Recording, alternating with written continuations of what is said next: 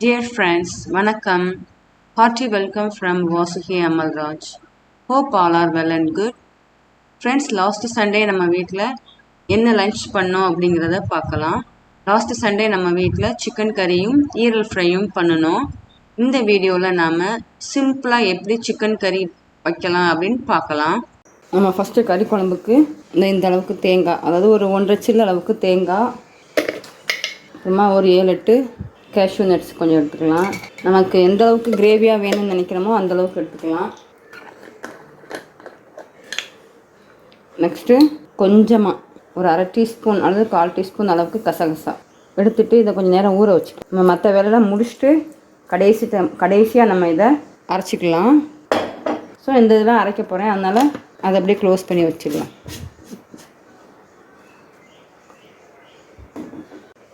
இப்போ நம்ம கறி குழம்பு குக் பண்ண ஸ்டார்ட் பண்ணிடலாம். இன்றைக்கி சிக்கன் தான், ஒரு 3/4 கிலோ அளவு. ஸோ ஃபஸ்ட் நம்ம ஸ்டவ் ஆன் பண்ணிக்கலாம். ஆன் பண்ணிவிட்டு கடாயை வச்சுக்கலாம். கடாயை கொஞ்சம் சூடான உடனே நல்லெண்ணெய் சேர்த்துக்கலாம். கொஞ்சம் அதிகமாகவே சேர்த்துக்கலாம், அப்போ தான் குழம்பு நல்லா டேஸ்ட்டாக வரும். 1/2 கப்புக்கு மேலே சேர்த்துக்கலாம். நான் கிட்டத்தட்ட 3/4 கப்லேருந்து 1 கப் வரையவே சேர்த்துட்டேன். இப்போ ஆயில் நல்லா சூடாகட்டும். ஆயில் சூடான உடனே ஃபஸ்ட்டு இந்த ஸ்பூனுக்கு ஒரு 2 ஸ்பூன், இது குட்டி ஸ்பூன் தான், அதுக்கு ஒரு 2 ஸ்பூன் பெருஞ்சீரகம் அதாவது சோம்பு சேர்த்துக்கலாம். நெக்ஸ்ட்டு கடுகு உளுந்தம்பருப்பு, அதுவும் அதே மாதிரி தான் ஒரு 2 ஸ்பூன் சேர்த்துக்கலாம். ஏன்னா இவருக்கு ரொம்ப குட்டி ஸ்பூன் தான், இந்த ஸ்பூனுக்கு 2 ஸ்பூன் சேர்த்துக்கலாம். அடுத்ததாக இந்த மாதிரி கருவேப்பிலை, இது பறித்து நன்னல்லையே காய வச்ச கருவேப்பிலை, அதை அப்படியே சேர்த்துக்கலாம் நமக்கு தேவையான அளவு. நெக்ஸ்ட்டு ஏலக்காய், கிராம்பு ஒரு 4 பல், ஸ்டார் அனீஸ் 1, பட்டை இது ஒரு ஸ்டிக்கு, அப்புறமா பிரிஞ்சி இலை இது 1, இது எல்லாமே ஆட் பண்ணிக்கலாம். அது கொஞ்சம் நம்ம ஃப்ரை பண்ணிக்கலாம். நம்ம சேர்த்த ஹோல் ஸ்பைசஸ்லாம் நல்லா பொரிஞ்சு வந்துருச்சு. இப்போ நம்ம இதில் மல்லி இலை சேர்த்துக்கலாம்.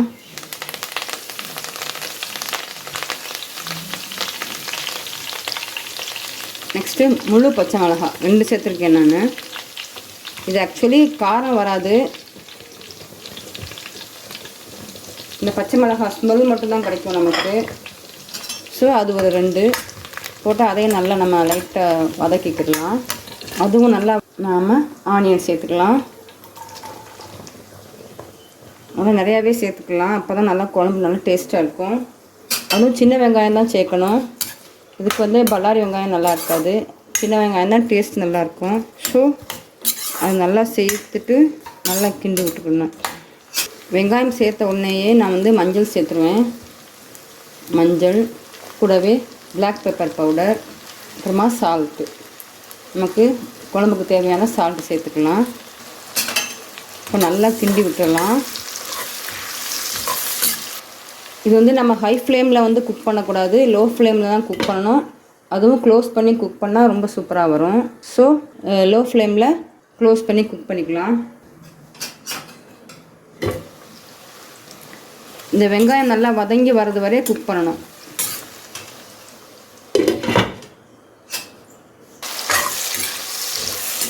எண்ணெயில் நல்லா வதங்கி வந்துடுச்சு. இப்போ வெங்காயம் இந்த அளவுக்கு வதங்கினதுக்கப்புறமா இன்றைக்கி நான் அரைச்சி வைக்கலை, ஒரு 6-7 பல் பூண்டும் ஒரு 2-3 இன்ச்சுக்கு இஞ்சும் சேர்த்து இடித்து வச்சுருக்கேன். அரைக்கலை இன்றைக்கி. ஆக்சுவலி அரைக்கிறத விட இடிக்கிறது நல்லா நசுக்கி வச்சா அது டேஸ்ட் நல்லா இருக்குது. ஸோ இடித்து வச்சுருக்கிற இஞ்சி பூண்டு பேஸ்ட்டு அதையும் நல்லா கலந்து விட்டுக்கலாம். இஞ்சி பூண்டு பேஸ்ட்டோட ஸ்மெல் போகிறது வரையும் நல்லா குக் பண்ணிக்கலாம்.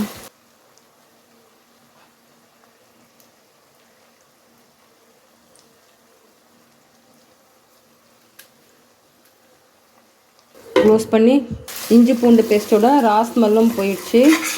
இப்போ நெக்ஸ்ட்டு நம்ம பொடி பொடியாக கட் பண்ணி வச்சுருக்கிற தக்காளி சேர்த்துக்கலாம்.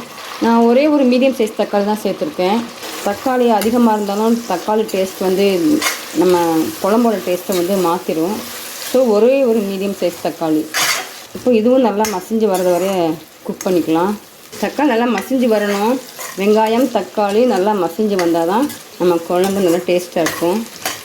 ஸோ தக்காளி நல்லா மசிஞ்சு வர வரைய வெயிட் பண்ணலாம்.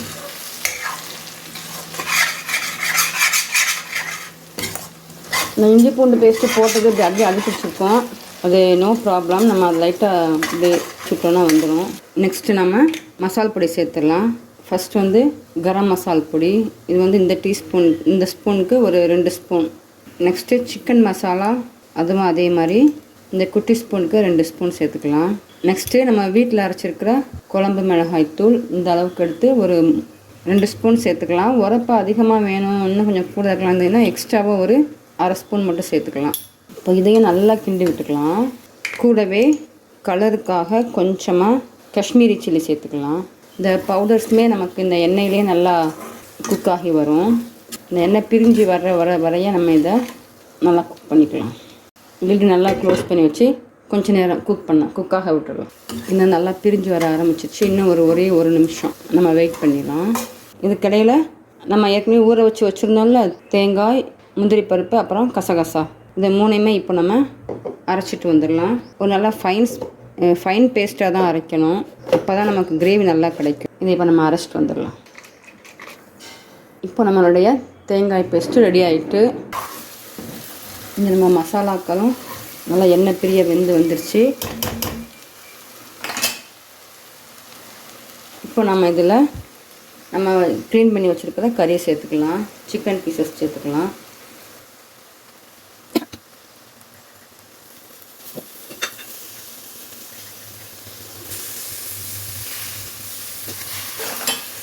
இப்போ நல்லா மசாலாவை சிக்கனோட சேர்த்து ஒன்றா கிண்டி விட்டுடலாம்.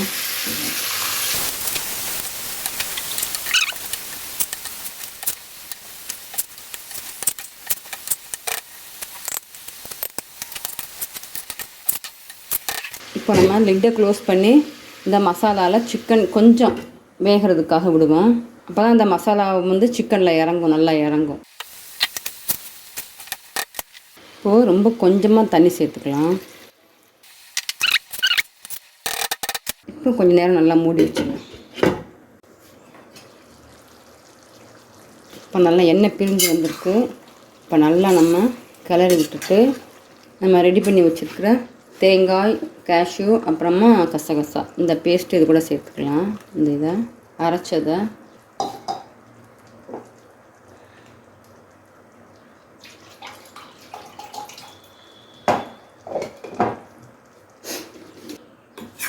நல்லா கிண்டி விட்டுக்கலாம். இப்போது நமக்கு குழம்பு என்ன கன்சிஸ்டன்சியில் வேணுமோ அதுக்கேற்ற மாதிரி தண்ணி சேர்த்துக்கலாம். லிட்டை போட்டு க்ளோஸ் பண்ணி கொஞ்சம் நேரம் வேக விட்டுடலாம். இதுக்கடையில் நம்ம தயிர் வெங்காயம் ரெடி பண்ணிக்கலாம். இதில் வந்து ஒரு 1.5 கப் அளவுக்கு தயிர் எடுத்திருக்கேன். அதுக்கு இந்த சைஸில் ஒரு கொஞ்சம் சின்ன வெங்காயம், ஒரு மீடியம் சைஸ் வெங்காயம், இந்த ரெண்டையும் கட் பண்ணி சேர்த்துக்கலாம்.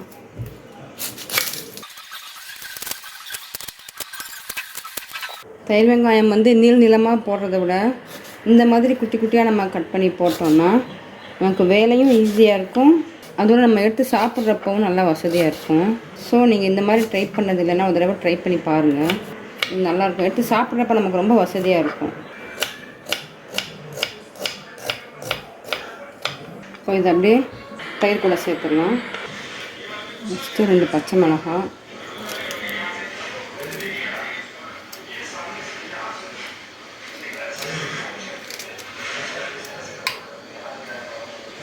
கொஞ்சமாக மல்லி இலை, தேவையான அளவுக்கு உப்பு சேர்த்துக்கலாம். தயிரோட புளிப்பு உங்களுடைய தேவையிலையும் பார்த்துட்டு அதுக்கேற்ற மாதிரி நம்ம உப்பு சேர்த்துக்கலாம். இப்போ நம்ம இதை நல்லா கிண்டி விட்டுடலாம். கிண்டி விடும் போதே நல்லா வெங்காயமே நல்லா தனித்தனியாக பிரிஞ்சு வந்துடும். ஸோ நம்ம ஃபஸ்ட்டே பிரித்து விடணுங்கிற அவசியம் இல்லை. வெயில் நேரம் சிக்கன் சேர்க்குறோம், அதனால நம்ம கண்டிப்பாக தயிர் வெங்காயம் சேர்த்துக்கணும். ஸோ குழம்பு ரெடியாகிறதுக்குள்ள நம்ம இங்கே தயிர் வெங்காயம் ரெடி பண்ணிட்டோம். அதை அப்படியே க்ளோஸ் பண்ணி தனியாக எடுத்து வச்சுக்கலாம். தயிர் வெங்காயம் ரெடி. ஓகே, நம்ம வந்து தயிர் வெங்காயம் ரெடி பண்ணிட்டோம். இப்போ நம்மளுடைய சிக்கன் குழம்பு என்னாச்சுன்னு பார்க்கலாம். நல்லா ரெடி ஆகிட்டு இப்போ நல்லா ஒரு தடவை கிண்டி விட்டுட்டு நம்மளுடைய குழம்பு ரெடி ஆகிட்டு இதில் கொஞ்சமாக மல்லி இலை தூவி விட்டுட்டு இப்போ நம்ம இதை ஆஃப் பண்ணிடலாம். நல்லா சைடில் நல்லா எண்ணெய் பிரிஞ்சு வந்திருக்கு. இப்போ நம்ம இதை ஆஃப் பண்ணிடலாம். நெக்ஸ்ட்டு நம்ம இன்றைக்கி கோழி வாங்கும் போது ஒரு 2 பீஸ் ஈரல் கிடச்சது. இதையும் நம்ம ஃப்ரை பண்ணிடலாம். அதுக்கு ஃபஸ்ட்டு சின்ன வெங்காயம் நம்ம கட் பண்ணி எடுத்துக்கலாம். இப்போ நம்மளோட சிக்கன் குழம்பு எப்படி இருக்குன்னு பார்க்கலாம். சூப்பராக ரெடி ஆயிடுச்சு. இப்போ நம்ம நெக்ஸ்ட்டு வந்து நம்ம கட் பண்ணி வச்ச ஈரலை வந்து ரெடி பண்ண போகிறோம். ஈரல் ஃப்ரை பண்ண போகிறோம். ஸோ இதை வந்து இந்த ஸ்டவ்லேருந்து அடுத்ததுக்கு மாற்றிக்கலாம். ஸோ இன்றைக்கி இதுக்கு வந்து நான் ஈரல் ஃப்ரைக்கு வந்து நான் கடலை எண்ணெய் தான் யூஸ் பண்ணுறேன். இப்போ ஃபஸ்ட்டு நம்ம ஒரு 1/2 டீஸ்பூன் அளவுக்கு ஜீரகம் சேர்த்துக்கலாம்.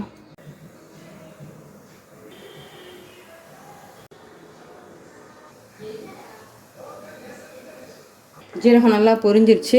இப்போ நம்ம கடுகு உளுந்தம் பருப்பு சேர்த்துக்கலாம். நெக்ஸ்ட்டு கருவேப்பிலை சேர்த்துக்கலாம்.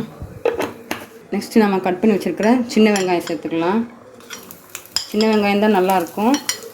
ஸோ சின்ன வெங்காயம் சேர்த்துக்கலாம்.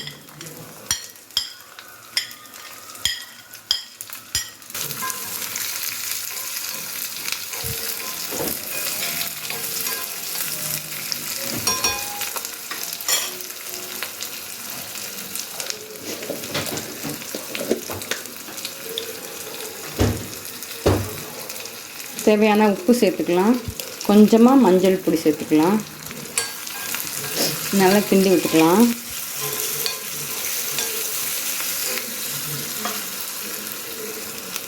பச்சை மிளகாய் சேர்த்துக்கலாம். நீங்கள் இந்த இடத்துல வந்து மிளகுத்தூள் இப்போ சேர்த்துக்கலாம். அப்படி இல்லைன்னா லாஸ்ட்டாக குக்கிங் முடிஞ்சதுக்கப்புறமா இல்லை ஃபைனலாக கூட நம்ம மிளகுத்தூள் சேர்த்துக்கலாம். அதாவது ஈரலுக்கு வந்து நம்ம வெங்காயம் வந்து நல்லா வதங்குறத விட பாதி வதங்கி இருக்கிற வெங்காயம் தான் நல்லாயிருக்கும். ஸோ வெங்காயம் இவ்வளோ வதங்கின உடனே நம்ம கட் பண்ணி வச்சுருக்கிற ஈரலை சேர்த்துக்கலாம். கொஞ்சம் தான் ஈரல், அதை அப்படியே சேர்த்துக்கலாம். நல்லா கிண்டி விட்டு நல்லா எண்ணெயிலே இது குக்காகி வரும். ஈரல் நம்ம வந்து அடுப்பில் போட்ட உடனே கிண்டக்கூடாது, உடஞ்சிடும். ஸோ கொஞ்சம் நேரம் அப்படியே விட்டுட்டு பிறகு கொஞ்சம் நேரம் கழித்து வந்து கிண்டிக்கலாம். அப்பப்போ ரொம்ப லைட்டாக கிண்டி விட்டுக்கலாம். இதில் ஈரலை விட வெங்காயம் தான் அதிகமாக இருக்கும். அதுவுமே ஹெல்தி தான். நம்மளோட ஈரலும் ரெடி ஆகிட்டு நம்ம சுவிட்ச் ஆஃப் பண்ணிடலாம். சுவிட்ச் ஆஃப் பண்ணிவிட்டு மல்லியில் சேர்த்துக்கலாம். அவ்வளோதான் ஃப்ரெண்ட்ஸ், இன்றைக்கி நம்மளுடைய குக்கிங்கை கம்ப்ளீட் பண்ணிட்டோம். நெக்ஸ்ட்டு நம்ம என்னென்னலாம் இன்றைக்கி ரெடி பண்ணியிருக்கோன்னு பார்க்கலாம். ஃப்ரெண்ட்ஸ், இப்போ நம்ம இன்றைக்கி எதெல்லாம் ரெடி பண்ணோன்னு பார்த்துக்கலாம். ஃபஸ்ட்டு வந்து ரைஸ், நெக்ஸ்ட்டு சிக்கன் கறி, நெக்ஸ்ட்டு ரைத்தா, நெக்ஸ்ட்டு கொஞ்சமாக ஈரல் போட்டு ஒரு ஈரல் ஃப்ரை, நெக்ஸ்ட்டு எக்கு, பாயில் பண்ண எக்கு. ஃப்ரெண்ட்ஸ், இதுதான் இன்றைக்கி நம்மளுடைய லன்ச். ஃப்ரெண்ட்ஸ், இதோட நம்மளுடைய ரெசிபி வீடியோ முடிஞ்சிருச்சு. நம்ம இன்றைக்கி பண்ண ரெசிபி எல்லாமே உங்களுக்கு பிடிச்சிருக்குன்னு நம்புகிறேன். நீங்களும் உங்கள் வீட்டில் இதே மாதிரி நிறையா ரெசிபிஸ் பண்ணி நல்லா என்ஜாய் பண்ணுங்கள். Thank you friends. தேங்க்யூ ஃபார் வாட்சிங்.